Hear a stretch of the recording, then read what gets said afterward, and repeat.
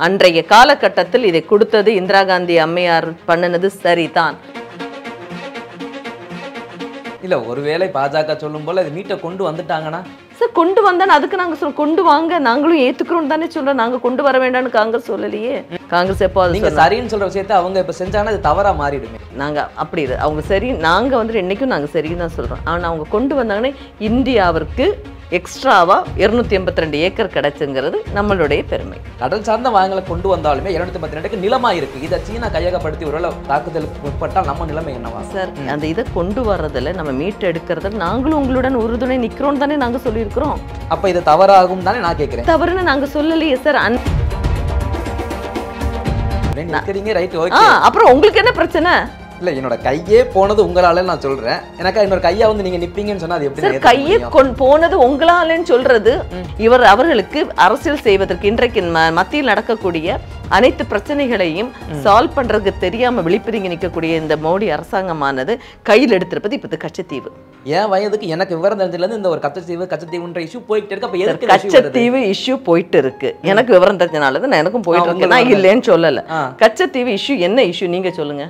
அந்த கச்சத்தீவை வந்துட்டு விட்டு கொடுத்துட்டாங்களே தான் எல்லாரும் சொல்றாங்க. இல்ல சொல்றாங்கன்னு நீங்க சொல்றீங்க. ஆமா. இதனால நம்ம பாதிக்கப்பட்டோம்னு யாராவது சொல்றாங்களா? கச்சத்தீவை விட்டு கொடுத்தனால் நாம் பாதிக்கப்பட்டோம் என்று யாராவது சொன்னார்களா உங்களிடம்? இன்றைக்கு வந்துட்டு தமிழக மீனவர்களை பாதுகாப்போம் என்று சொன்னார்கள் எல்லாம். அதை பற்றி யாராவது பேசினார்களா இந்த எதிர்கட்சி தலைவர்கள்? மீனவர்கள் பாதிக்கப்படுறது இந்த கச்சத்தீவு கொடுத்ததுனாலதான் பாதிக்கப்பட்டன்னு கருத்து வருது. இல்லைங்க கச்சத்தீவு கொடுத்தது அது கச்சத்தீவு வந்துட்டு தெளிவாக கொடுத்தது. அந்த அக்ரிமெண்ட் என்ன கொடுத்துருங்க.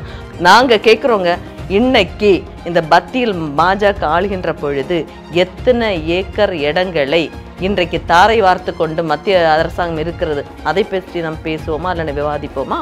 அதை பற்றி பேசுறதுக்கு எந்த எதிர்கட்சிகளுக்கும் வாய் திறக்க மாட்டாங்க. இந்திரா காந்தி அம்மையாரை அவதூறாக பேசினால், அவரை பற்றி களங்கம் சுமத்தினால்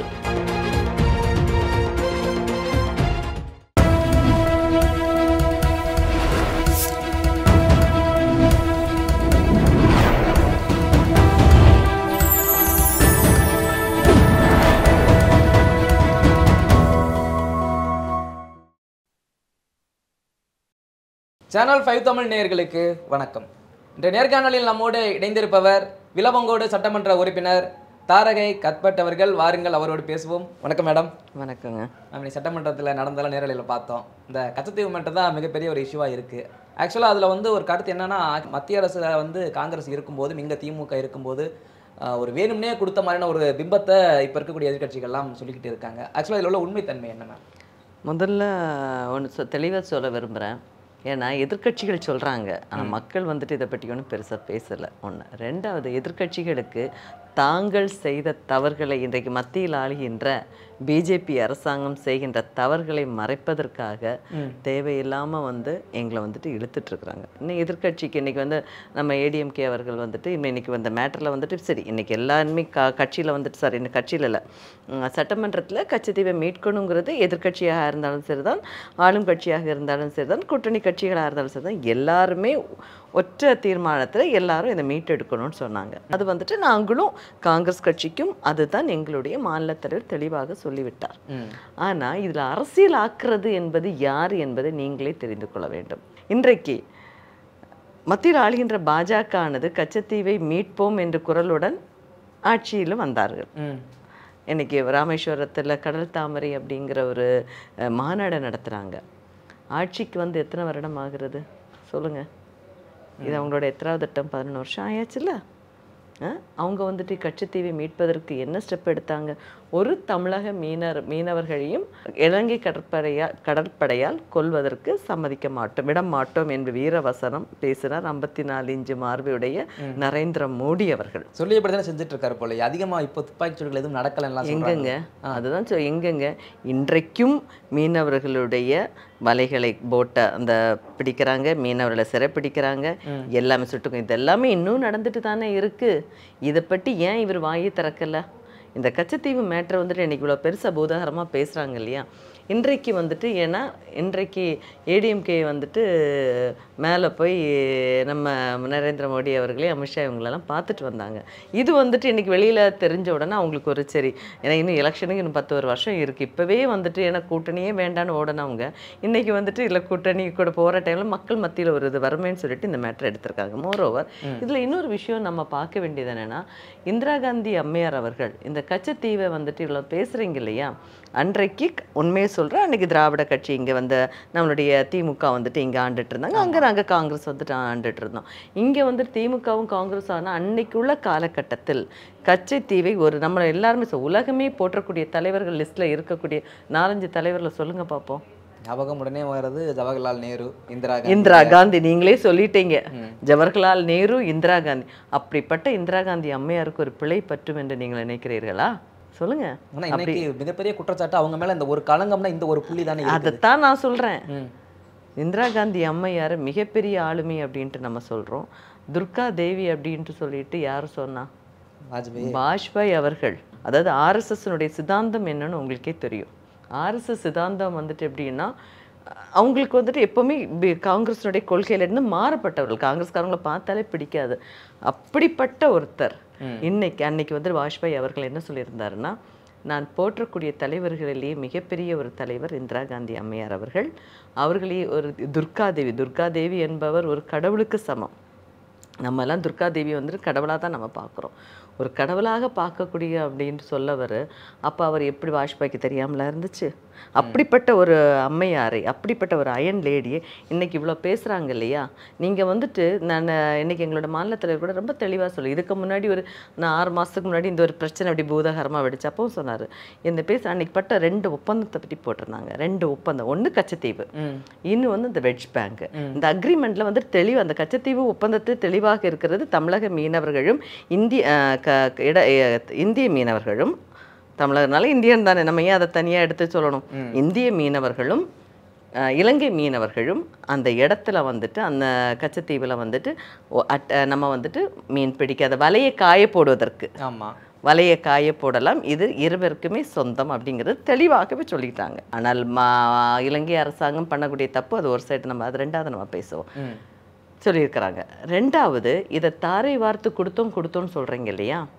இந்த ரெண்டாவது அக்ரிமெண்ட்டை பற்றி ஏன் யாருமே வாய் திறந்து பேச மாட்டேங்கிறாங்க? இந்த ரெண்டாவது அக்ரிமெண்ட் வெட்ஜ் பேங்கோட அக்ரிமெண்டால் தான் இன்றைக்கு 1 வருடத்துக்கு முன்னாக இதே மத்தியில் ஆளுகின்ற பிஜேபி அரசாங்கம், நரேந்திர மோடியுடைய அரசாங்கமானது அதானிக்கு அதை லீஸுக்கு விட்டு காசு சம்பாதிச்சிட்டு இருக்கிறாங்க. உண்டா இல்லையா?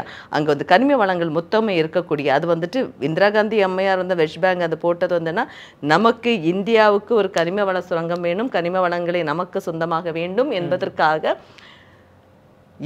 அதை வந்துட்டு நம்ம எடுத்துக்கிட்டாங்க, ராஜதந்திரம் என்று சொல்வோம். ஆனால் இன்றைக்கு அந்த ராஜதந்திரம் செய்த எங்களுடைய அன்னை இந்திரா காந்தி அவர்கள் எடுத்த அந்த வெஸ்ட் பேங்க் இதை கம்ப்ளீட்டாக இன்னைக்கு யாருக்கு குத்துகைக்கு விட்டுருக்குது இந்த மத்திய அரசாங்கம்? அதை பற்றி ஏன் யாருமே பேச மாட்டேங்கிறாங்க சொல்லுங்க. அதை பற்றி இன்னும் ஒரு அரசியல் கட்சி தலைவர்களோ ஒரு அரசியல்வாதியோ பேசாமல் இருக்கிறாங்களா? அப்படி என்றால் எங்களுடைய புகழை அல்லது அன்னை இந்திரா காந்தியின் செய்த சாதனை அதை மழுங்கடிக்க வேண்டும் என்பதற்காகவா? இதே நான் கேட்குறேன். அன்னைக்கு வந்துட்டு ஆங்கிலேயர்கள் நம்மளோட பிடியில் இருந்தாங்கல்ல, ஆங்கிலேயர்கள் நம்ம பிடியில் இருக்கிற டைம் நம்ம வந்துட்டு ஆங்கிலேயரோட பிடியில் இருந்தோம். அப்போ வந்துட்டு நாகாலாண்டை வந்துட்டு யார் கையில் இருந்துச்சு? ஆங்கிலேயர் கையில் இருந்துச்சு. ஆனால் இதே இந்திரா காந்தியினுடைய தந்தை ஜவஹர்லால் நேரு அவர்கள் ஆட்சி பொறுப்பில் ஏற்ற பிறகு நாகாலாந்தை நம்முடன் எடுத்தார்கள். பங்களாதேஷ் வார் 14 நாள்ல அடிச்சு உதச்சு அந்த பங்களாதேஷை அடிப்பணியை வச்சது யாரு? அன்னை இந்திரா காந்தி அம்மையார். வார்னாலும் சரி, நாகாலாந்து இதெல்லாம் நீங்க எடுத்தது ஒரு பக்கம் ரைட்டு, விட்டுட்டீங்களே இது ஒண்ணு அப்படின்னு தானே ஒரு நீங்க விட்டுட்டீங்க. எடுத்தது எத்தனை ஏக்கர், எத்தனை இடங்களை நம்ம எடுத்தோம்? விட்டுட்டோம்னு சொல்றீங்கல்ல. 282 ஏக்கர் நிலத்தை கச்சத்தீவத்தை நம்ம கொடுத்துட்டு நம்ம எடுத்திருக்கிறது எத்தனை ஏக்கர் இடத்தை எடுத்திருக்கோம்? எத்தனை மைல்? 6 மைல் இடத்தையும் 6800 சம்திங், எனக்கு அது 7000 சம்திங் எல்லாம். ஆமா, அந்த அவ்வளவு இடத்தை நம்ம எடுத்திருக்கிறோம் இல்ல. கனிம வளங்கள் நிறைந்த இடத்தை நம்ம எடுத்திருக்கோம், மீன் வளம் இருந்த இடத்தை எடுத்திருக்கிறோம், இந்த எல்லாமே எடுத்திருக்கிறோம் இல்ல. சரி, இன்னைக்கு நான் திரும்ப உங்க முன்னாடி இன்னொரு கொஸ்டினை நான் கேட்கிறேன். ஏதாவது மீனவர்கள் உங்ககிட்ட வந்து சொன்னாங்களா கச்சத்தீவுனால நாங்க வந்துட்டு பாதிக்கப்பட்டிருக்கோம் அப்படின்ட்டு? எத்தனை பேர் சொல்லியிருக்கிறாங்க? அதாவது கச்சத்தீவை எடுக்க வேண்டும் என்பது காங்கிரஸினுடைய இப்பொழுது அன்னைக்கு வந்துட்டு ஒரு தப்பு இல்லை. அன்னைக்கு வந்துட்டு அன்னைக்குள்ள காலகட்டத்தில் நாங்கள் செய்தது சரி, இன்றைக்கும் சொல்கிறோம் நாங்கள் செய்ததுதான் சரி, இன்றைக்கும் நாங்கள் தப்பு செய்தோம் என்று சொல்லவில்லை. ஆனால் தமிழ்நாடு எடுத்தக்கூடிய தீர்மானத்திற்கு நாங்கள் சேர்ந்து நிற்கிறோம். இல்லை, ஒரு மீனவர்களாவது நீங்கள் வந்து இது வந்து குறை கேட்டாங்களா, இப்படி ஒரு எங்களுக்கு நடந்திருக்குன்னு அநீதி நடந்திருக்குன்னு யாரும் சொன்னாங்களான்னு கேட்குறீங்க. என் வயதுக்கு எனக்கு விவரம் தெரிஞ்சதுலேருந்து இந்த ஒரு கச்சத்தீவுன்ற இஷ்யூ போயிட்டு இருக்கு. அப்போ எதுக்கு கச்சத்தீவு இஷ்யூ போயிட்டு இருக்கு? எனக்கு விவரம் தெரிஞ்சனால தான் எனக்கும் போயிட்டு இருக்கு, நான் இல்லைன்னு சொல்லலை. கச்சத்தீவு இஷ்யூ என்ன இஷ்யூ நீங்க சொல்லுங்க. பேட்டி எடுக்கிறீங்கல்ல, கச்சத்தீவு ஆக்சுவலி என்ன இஷ்யூ? ஆக்சுவலாக நம்ம இந்தியர்களுக்கு தமிழர்களுக்கு உரித்தானது நீங்க இலங்கைக்கு தாரை வார்த்தைட்டீங்கன்ற இந்த ஒற்றை வார்த்தை தான் இன்றைய வரைக்கும் இந்த ஒற்றை வார்த்தை.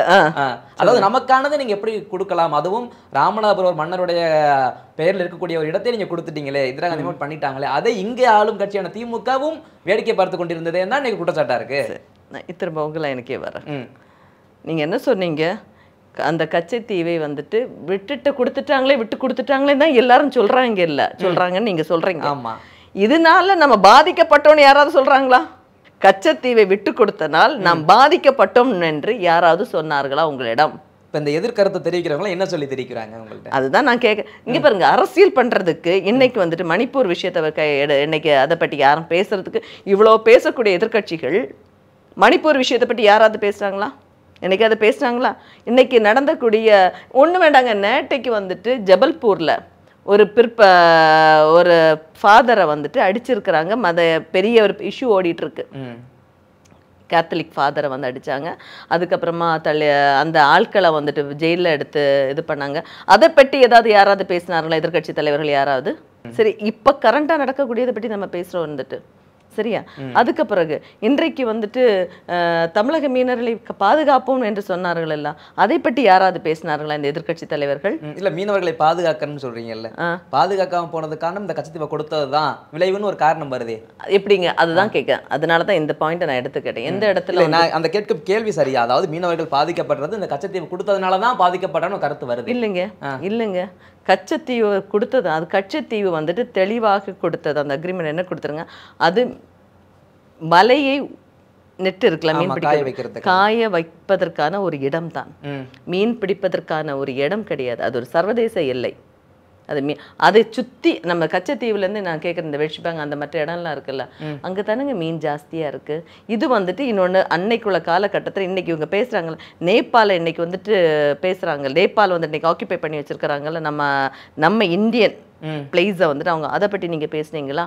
நாங்கள் கேட்குறோங்க, இன்னைக்கு இந்த பத்தியில் பாஜக ஆளுகின்ற பொழுது எத்தனை ஏக்கர் இடங்களை இன்றைக்கு தாரை வார்த்து கொண்டு மத்திய அரசாங்கம் இருக்கிறது, அதை பற்றி நம்ம பேசுவோமா இல்லைன்னா விவாதிப்போமா? அதை பற்றி பேசுறதுக்கு எந்த எதிர்கட்சிகளுக்கும் வாய் திறக்க மாட்டாங்க, பேசவே மாட்டேங்கிறாங்க. நம்மளுடைய பார்லமெண்ட்ல கலர் பாம்பு போட்டாங்கல்ல, அதை பற்றி யாராவது பேசினாங்களா? பாதுகாப்பு பாராளுமன்றம் என்பது உச்சக்கட்ட பாதுகாப்பானோட ஒரு இடம். அந்த பாராளுமன்றத்தில் பாதுகாப்பு குறைகளை ஏற்பட்டிருக்குல்ல, அதை பற்றி பேசுவோமா? தயாரா? பிஜேபியை சார்ந்தவர்கள் அந்த எதிர்கட்சி சார்ந்தவர்கள் தயாரா? எல்லாமே இப்போ திமுக காரவங்க நாங்கள் இன்னைக்கு கூட்டணியில் இருக்கிறோம், அதனால நாங்களும் அந்த கூட்டணி தர்மத்தை நாங்களும் காப்பாற்றுகிறோம், சரியா? ஆனால் எங்களுக்கு தெரியாது அவங்களுக்கு தெரியாதுன்னு சொல்றதுல எந்த விதமான அர்த்தமும் கிடையாது. ஆனா நீங்களே சொல்லிட்டீங்களே, அந்த இடமானது ஜஸ்ட் வலையை கொண்டு போய் உலர வைக்கிற இடம்னு சொல்லிட்டீங்க. வேற மீன் பிடிக்கிறது உகந்தது இல்லைன்னு அந்த இடத்துக்கே இன்னைக்கு இப்படி கொண்டு வரணும் சட்டம் திமுக திரும்ப கொண்டு வரணும்னு சொல்லுது. எதிர்கட்சிகளும் ஆமான்னு ஆமோதிக்கிறாங்க, நீங்களுமே ஓகே சொல்லிட்டீங்க. அதுதான் உங்ககிட்ட சொன்னேன். இன்னைக்கு நாங்கள் கூட்டணியில் தமிழக மக்களுக்கு இல்லைன்னா ஒரு தமிழக அரசாங்கத்தை நாங்கள் மதிக்கிறோம், அவர்கள் கொண்டு வரக்கூடிய திட்டத்தை நாங்கள் ஏற்றுக்கொள்கிறோம், புரியுதா? இது வந்துட்டு ஒரு கூட்டணியினுடைய தர்மம். இப்போ கொடுத்தது சரின்னு தான் சொல்ல வரீங்களா? நாங்கள் கொடுத்தது சரின்னு தான் சொல்கிறோம், கொடுத்தது தப்புன்னு நாங்கள் எங்கேயுமே சொல்ல மாட்டோம். எங்கள் தலைவர் செல்வ பிறந்தங்க இன்னைக்கு தெளிவாக சொல்லியிருக்கிறாரு, அன்றைய காலகட்டத்தில் இதை கொடுத்தது இந்திரா காந்தி அம்மையார் பண்ணினது சரிதான். அதே கருத்து தான் எங்களுடைய காங்கிரஸ் கட்சி சார்ந்துள்ள அனைவருக்கும். ஆனால் இன்னொரு கருத்து என்ன வைக்கப்படுதுன்னா, அந்த இடத்தை கொடுத்துட்டீங்க, ரைட்டு, ஓகே, அந்த தகவல் தெரிவிச்சிட்டோம்னு நீங்க சொல்றீங்க காங்கிரஸ் தரப்புல இருந்து, இங்க ஆளுங்கட்சியான திமுக கலைஞர் ஐயாவிட்ட தெரிவிச்சாச்சுன்னு சொல்றாங்க. ஆனா இவங்க எங்களுக்கு அப்படி ஒரு கருத்தை எங்கிட்ட எதுவும் சொல்லல, தகவலே வரலன்னு அமைச்சர் துரைமுருகன் சொல்றாரு. இதுலயே முன்னுக்கு பின்னால அதான் சொல்றேன்ல, அவர் ஒரு சீனியர் பர்சன், அவரை கமெண்ட் பண்றதுக்கு உள்ள இடத்துல நானும் இல்லை. ஆனா இன்னொன்னு மட்டும் புரிஞ்சுக்கணும். ஒரு கச்சத்தீவை வந்துட்டு ஒரு இஷ்யூ, ஒரு இடத்த வந்துட்டு நம்ம கொடுக்குற டைமில் இது யாரெல்லாம் வெளியுறவு அமைச்சர்கள் செக்ரட்டரிஸ் இவங்க தான் பேசுவாங்க. சரியா? இவங்க பேசி இது வந்துட்டு இந்திய நாட்டுக்கு சொந்தமான ஒன்று, சரி இப்போ நம்ம கொடுக்குறோம், அங்கேருந்து ஒன்று எடுக்கிறோங்கிறதெல்லாம் இவங்க இது இவங்களுக்கு தெரியாதுன்னு சொல்கிறது எந்த அளவுக்கு உண்மைங்கிறது அவர்களுக்கே தெரியும். இல்லை, ஒருவேளை பாஜக சொல்லும் போல் இது மீட்டை கொண்டு வந்துட்டாங்கன்னா சார், கொண்டு வந்தானே அதுக்கு நாங்கள் சொல்கிறோம், கொண்டு வாங்க, நாங்களும் ஏற்றுக்கிறோம் தானே சொல்கிறோம். நாங்கள் கொண்டு வர வேண்டாம்னு காங்கிரஸ் சொல்லலையே. காங்கிரஸ் எப்போ நீங்கள் சரின்னு சொல்கிற விஷயத்தை அவங்க இப்போ செஞ்சாங்கன்னா அது தவறாக மாறிடுமே. இல்லைங்க, நாங்கள் அப்படி அவங்க சரி, நாங்கள் வந்துட்டு என்றைக்கும் நாங்கள் சரின்னு தான் சொல்கிறோம். ஆனால் அவங்க கொண்டு வந்தாங்கன்னா இந்தியாவிற்கு எக்ஸ்ட்ராவாக 282 ஏக்கர் கிடச்சுங்கிறது நம்மளுடைய பெருமை. சும்மா ஒன்றும் கொடுத்துட போகிறதில்ல, அதுக்கு இணையாக வாங்கிட்டு தானே கொடுப்பாங்க. சார், அது என்ன வாங்குறான்னு பொறுத்திருந்து பார்ப்போமே, நம்மளும் இருக்க தான் போகிறோம். இல்லை மேம், நீங்கள் சொன்ன அந்த ஒரு வார்த்தை எனக்கு புரியுது, வலை காய போகிறன்னு சொன்னாலும் நீங்கள் சொல்கிறீங்க எதிர்க்கட்சி அரசியலாக பண்ணுறாங்க. அந்த 234 தொகுதியில் ஒரு 100 பேர் எதிர்க்கிறாங்கன்னா 100 எம்எல்ஏக்களும் அந்த தொகுதியினுடைய மக்களுடைய பிரதிநிதியை தானே வந்து கேட்குறாங்க கேள்வியா? இங்கே பாருங்கள், ராமநாதபுரம் மாவட்டத்தில் வந்துட்டு அதை தான் உங்ககிட்ட இப்போ நானும் அந்த மக்கள் வந்துட்டு அந்த எங்கள் ஊர்லேருந்தெல்லாம் ராமநாதபுரம் சைடில் வந்துட்டு மீன் பிடிக்கிறதுக்காக போகிறாங்க. சரியா? மீன் பிடிக்க போகிற டைமில் நான் அதுக்கு உங்கள் வீட்டுக்குள்ளால் என்ன வந்துட்டு நீங்கள் அனுமதிப்பீங்களா? உங்கள் வீட்டுக்குள்ளால் நான் நம்ம ரெண்டு பக்கத்து வீடாகவே இருக்கட்டுமே, நான் வந்துட்டு உங்கள் வீட்டுக்குள்ளே வந்தோன்னே நீங்கள் அனுமதிப்பீங்களா? என்ன பண்ணுவீங்க? ஆனால் அவங்க என்ன ஒரு வார்னிங் ஏதாவது கொடுப்பாங்க. ஆனால் நம்ம எதுக்கு அந்த சர்வதேச எல்லை வந்துட்டு நிர்ணயிக்க முடியாத ஒரு எல்லையாக இருக்கலாம். இந்த கடல் பரப்பளவை பற்றி நமக்கு ரொம்ப தெரியாது. ஆனால் இந்த எல்லையை நம்ம ஏன் தாண்டணும்? அது தப்பு தானே. மீன் கிடைக்குது என்பதற்காக அதுக்காக இலங்கை அரசாங்கம் செய்வதை நான் சரி என்று சொல்லவில்லை. இலங்கை அரசாங்கம் செய்வது முற்றிலும் தப்பு. ஆனால் நம்மளும் சர்வதேச எல்லையை வந்துட்டு இந்த கூட தாண்டக்கூடாது இல்லையா? ஏன்னா எனக்கு நானும் அந்த இடத்துலேருந்து வர்றதுனால நான் சொல்கிறேன். கன்னியாகுமரி மாவட்டம் கடல் சூழ்ந்த இடம். அங்கே வந்துட்டு நிறைய மக்கள் வந்துட்டு மீன் பிடிக்க போவாங்க. அதனால் எனக்கு இந்த மக்களுடைய பழக்க வழக்கங்கள், மக்கள் என்னென்ன பண்ணுவாங்கிறது மற்ற எம்எல்ஏஸை விட எனக்கு தெளிவாக தெரியும். அதனால மற்றவங்க பேசுறதை விட எனக்கு பேசுவதற்கு அதிகாரம் இருக்கிறது. என்னை சார்ந்த மக்களை விட உங்களுக்கு நல்லாவே தெரியும். நீங்கள் அந்த பக்கத்துல தான் வர்றீங்க, கரெக்டாக உங்களுக்கு எல்லாமே டீட்டெயில்ஸ் தெரியும். என்னுடைய கேள்வி என்னன்னா, இது நாள் வரைக்கும் எதுவும் இல்லை. இப்போது வரைக்கும் நமக்கு அச்சுறுத்தலாக இருக்குது சீனா. இப்போ இலங்கையிலே பேஸ் போட்டாங்க. இப்போது இந்த கச்சத்தீவுன்ற இடத்துல அவங்க கையை எடுத்தாங்கன்னா வச்சாங்கன்னா யாருக்கு ஆபத்துன்னு நினைக்கிறீங்க? முதல்ல நம்ம தானே பாதிக்கப்படுவோம். அதையும் கருத்தில் கொண்டு தானே இவங்க இத்தனை பேர் கேட்குறாங்க, கச்சத்தீவு தப்பாக கொடுத்துட்டோம்னு ஒரு எண்ணம். இன்னைக்கு நீங்கள் கடல் சார்ந்து 7500 வாங்கினாலும் இந்த 282, அதாவது 282 ஏக்கர் நம்ம ஊரில் இருக்கிறதுக்கும் சென்னையில் இருக்கிறதுக்கு வித்தியாசம் இருக்கா இல்லையா? அதே சேம் தான் அங்கேயும். கடல் சார்ந்த வாங்கலை கொண்டு வந்தாலுமே 282 நிலமாக இருக்குது. இதை சீனா கையகப்படுத்தி ஒருவேளை தாக்குதலுக்கு முற்பட்டால் நம்ம நிலைமை என்னவா? சார், அதுதான் உங்கள்கிட்ட நான் தெளிவாக நாங்கள் சொல்லிட்டோம். அந்த இதை கொண்டு வர்றதில் நம்ம மீட்டு எடுக்கிறதில் நாங்களும் உங்களுடன் உறுதுணை நிற்கிறோம் தானே நாங்கள் சொல்லியிருக்கிறோம். அப்போ இது தவறாகும் தானே நான் கேட்குறேன். தவறுன்னு நாங்கள் சொல்லலையே சார். அன்றைய காலகட்டத்தில் சரியாக இருந்தது. ஓகே, இன்றைய காலத்திலும் இது சரியாக தான் இருக்கிறது. ஆனால் தமிழக அரசு எடுக்கக்கூடிய இந்த தீர்மானங்களுக்கு நாங்கள் துணை நிற்போம். சரி தவறு என்பது வேறு. ஆனால் நாங்கள் துணை நிற்போம் என்பது தெளிவாக சொல்லிவிடுங்க. அதுக்கப்புறம் உங்களுக்கு என்னங்க பிரச்சனை? துணை நிற்கிறீங்க, ரைட், ஓகே. அப்புறம் உங்களுக்கு என்ன பிரச்சனை? இல்லை, என்னோட கையே போனது உங்களால நான் சொல்றேன். எனக்கு இன்னொரு கையா வந்து நீங்க நிப்பீங்கன்னு சொன்னா அது எப்படி? கையே போனது உங்களாலன்னு சொல்றது அரசியல்வாதிகள் தங்களுக்கு அரசியல் செய்ய வேண்டும். இன்னைக்கு ஒரு அரசியல் செய்வதற்கு அவங்களுக்கு எதுவுமே கிடைக்கல. காங்கிரஸை குறை சொல்வதற்கு யாருக்கும் எந்த இடத்திலும் அவங்களுக்கு எந்த இதுவுமே இல்லை. இன்றைக்கு வந்துட்டு உலக இண்டிபெண்டன்ஸ் கிடைச்சது, சுதந்திரம் கிடைச்சதுக்கு அப்புறமா வந்துட்டு நம்ம நாடு எப்படி இருந்தது, 60 ஆண்டு காலம் காங்கிரஸ் ஆண்ட பொழுது நம்ம நாடு எப்படி இருந்தது, 60 ஆண்டு காலத்துக்கு பிறகு இப்பொழுது பிஜேபி ஆள்கின்ற பொழுது நாம் எந்த நிலையில் இருக்கிறோம் என்பது தெள்ள தெளிவாக இருக்கிறது. அவர்களுக்கு அரசியல் செய்வதற்கு இன்றைக்கு மத்தியில் நடக்கக்கூடிய அனைத்து பிரச்சனைகளையும் சால்வ் பண்றதுக்கு தெரியாம விழிப்புறங்கி நிற்கக்கூடிய இந்த மோடி அரசாங்கமானது கையில் எடுத்திருப்பது இப்போது கச்சத்தீவு. ஏன்னா இன்றைக்கு பெண்களுக்கு பாதுகாப்பு இல்லாத ஒரு நாடாக இந்தியா மாறிக்கொண்டிருக்கிறது இந்த மோடி அரசாங்கத்தினால். கருத்துரிமை, மத்திய பாஜக அரசினால் கருத்துரிமை. நீங்க சொல்றது எல்லாமே தமிழ்நாட்டில் மட்டும் எனக்கு தெரியற மாதிரி ஃபீல் ஆகுது மேம். இல்லைங்க, தமிழ்நாட்டில் வந்துட்டு உங்களுக்கு இன்னைக்கு பத்திரிகை சுதந்திரம் என்பது தமிழ்நாட்டில் ரொம்பவே நம்மளுடைய ஆளுகின்ற திமுக அரசாங்கமானது பத்திரிகை சுதந்திரத்துக்கு வந்துட்டு ஃபுல் ஃப்ரீடம் கொடுத்துருக்குறாங்க. ஆனால் பத்திரிகை சுதந்திரம் கொடுக்காதது மத்தியில் ஆளுகின்ற மோடி அரசாங்கம். அவங்களுக்கு வந்துட்டு பத்திரிகை சுதந்திரம் என்னன்னு தெரியுமா? ஒரு மணிப்பூரில் எத்தனை கொடுமை நடந்தது, எவ்வளோ நாளுக்கு அப்புறமா வெளியில் வந்துச்சு. நேற்றைக்கு இப்போ சமீபமாக நடந்தக்கூடியதை கேட்குறேன். நேற்றைக்கு ஜபல்பூரில் நடந்தக்கூடிய அந்த இன்சிடெண்ட், ஒரு கிறிஸ்டியன் ஃபாதரை வந்துட்டு அடிச்சிருக்கிறாங்க. இன்றைக்கி நேஷ்னல் இஷ்யூ ஆயிருக்கு இல்லையா? அது பத்திரிகைக்காரவங்களை பக்கத்தில் விடலை. ஓகே, பஜ்ரங்க தள் அவங்க வந்துட்டு என்ன பண்ணினாங்க, தேவையில்லாமல் அந்த ட்ரைபல் பீப்புளை அவங்க வந்துட்டு என்ன பண்ணினாங்க. அப்போ அங்கே நசுக்கப்பட்டது மக்களுடைய சுதந்திரம். பஜ்ரங்க தள் யார்? ஆர்எஸ்எஸ்னுடைய கையாள்கள். சரியா? அதுக்கப்புறமா இன்றைக்கு லடாக்கு நம்ம இடத்த வந்துட்டு இன்னைக்கு எவ்வளோ ஆக்கியபை பண்ணியிருக்கிறாங்க. அதை பற்றி நம்ம பேசுகிறோமா? போர் சண்டைன்ற மாதிரி ஒரு விவாதம் போயிட்டே இருக்குல்ல. அதை இந்த இதெல்லாத்தையும் திசை திருப்பதற்காக தான் இன்றைக்கு எடுத்திருக்கிறார்கள் கச்சத்தீவு அப்படிங்கிற ஒரு மேட்டரை.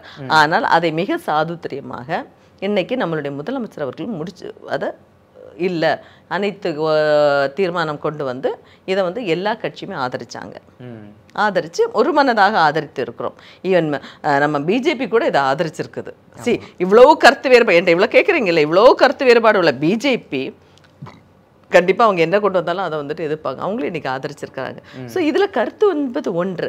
ஆனால் அம்மையார் இந்திரா காந்தி அம்மையாரை அல்லது இரும்பு மனிதராக நாங்கள் கடவுள் என்று வணங்கக்கூடிய காங்கிரஸ் கட்சிக்காரர்கள் மட்டுமல்ல, இந்தியாவை சார்ந்த மக்கள் அனைவரும் ஒரு இரும்பு பெண்மணியாக பார்க்கக்கூடிய இந்திரா காந்தி அம்மையாரை அவதூறாக பேசினால், அவரை பற்றி களங்கம் சுமத்தினால் காங்கிரஸ்காரர்கள் யாரும் பார்த்து கொண்டு சும்மா இருக்க மாட்டோம். அது என்னவாக இருந்தாலும் சரிதான். இப்போது இந்த கச்சத்தீவை கொஞ்சம் ஓரமாக வச்சுட்டு இன்னொரு கடைசி கேள்வி என்னென்னா, ஒரு காலத்தில் காமராஜர் ஐயா இங்கே இருக்கும்போது காங்கிரஸ் தான் ஒரு பெரிய கட்சி, காங்கிரஸ் மட்டும்தான் தெரியும் மக்களுக்கு கட்சினா. அதற்கு பிறகு ஒரு பல சூழ்நிலைகள்னால காங்கிரஸ்ன்றது திமுகவை நம்பி அவங்கக்கிட்ட நம்ம சீட் பேரம் பேசுகிற அளவுக்கான போய்விச்சே அப்படின்னு சொல்லி ஒரு கருத்து இருக்குல்ல, அந்த கருத்தை எப்படி பார்க்குறீங்க? அது மீண்டும் காமராஜர் ஐயா இருந்த காலத்திலே போல் திரும்பவும் காங்கிரஸ் ஒரு தனி மெஜாரிட்டியோட வர்றதுக்கெலாம் வாய்ப்பு இருக்கா தமிழகத்தில்? அருமையான கேள்வி நினச்சிட்டு எப்படா இப்படி ஒரு கேள்வி கேட்பீங்கன்ட்டு நல்லா கேட்டீங்க. உண்மையிலேயே திரும்பவும், ஏன்னா இன்றைக்கு வந்துட்டு மக்களுக்கே தெரிய ஆரம்பிச்சு எந்த ஆட்சி நல்ல ஆட்சி என்று, யார் ஆட்சி நல்ல ஆட்சி என்று. சரியா? இன்றைக்கு ஒன்றும் வேண்டாம், ஒரு மாற்று பார்க்க ஆரம்பிச்சிட்டாங்க மக்கள். வந்துட்டு ஒரு மாற்று வேணும் அப்படிங்கிறத பார்க்க ஆரம்பிச்சிட்டாங்க. அந்த மாற்று என்பது காங்கிரஸ் தான் என்பதற்கு மாற்று கருத்தே கிடையாது. இன்னைக்கு யங்ஸ்டர்ஸாக இருக்கட்டுமே, இன்னைக்கு வந்துட்டு யார் வேணாலும் புது புது கட்சி ஆரம்பித்து போகலாம். ஆனால் அல்லனா ஏற்கனவே இருக்க கட்சிகளாகவும் இருக்கலாம். ஆனால் யங்ஸ்டர்ஸ் இன்றைக்கி ஒரு மாற்று வேணும். ராகுல் காந்தி அவர்கள் தான் அதற்கு ஒரு மாற்று அரசியல்வாதி. அல்லனா ராகுல் காந்தியினுடைய உண்மையும் நேர்மையும் தான் இன்னும் இந்த மாநிலத்திற்கு அல்ல, இந்த இந்திய நாட்டிற்கு அல்ல, இந்த உலகத்திற்கே தேவை என்பது எல்லாரும் புரிந்து கொண்டிருக்கிறார்கள். அதனால்தான் அதுக்கு ஒரு எக்ஸாம்பிள், அதனால்தான் லாஸ்ட்டு பார்லமெண்ட் எலெக்ஷனில் எங்களோட நிலைமை கொஞ்சம் மோசமாக தான் இருந்தது. இன்றைக்கு இருக்கீங்க இல்லை, நான் இப்போ நடந்ததை சொல்லலை, 2019. ஆமாம். ஆனால் இந்த தடவை நாங்கள் வந்துட்டு எவ்வளோ இருந்ததுலேருந்து நாங்கள் இன்னைக்கு வந்திருக்கோம். கண்டிப்பாக வரக்கூடிய பார்லமெண்ட் எலெக்ஷனில் வந்துட்டு கண்டிப்பாக கை சின்னம் ஆட்சி அமைக்கும். ராகுல் காந்தி பிரதமர் ஆவார்கள். காமராஜர் ஆட்சி தமிழ்நாட்டில் அல்ல, இந்தியாவிலே ஒளிவிடும் என்பதற்கு மாற்று கருத்தே கிடையாது. எங்களுடைய பல்வேறு கேள்விகளுக்கு உங்கள் நேரத்தை ஒதுக்கி பகிர்ந்தமைக்கு ரொம்ப நன்றி மேம். தொடர்ந்து பேசுவோம். நன்றிங்க.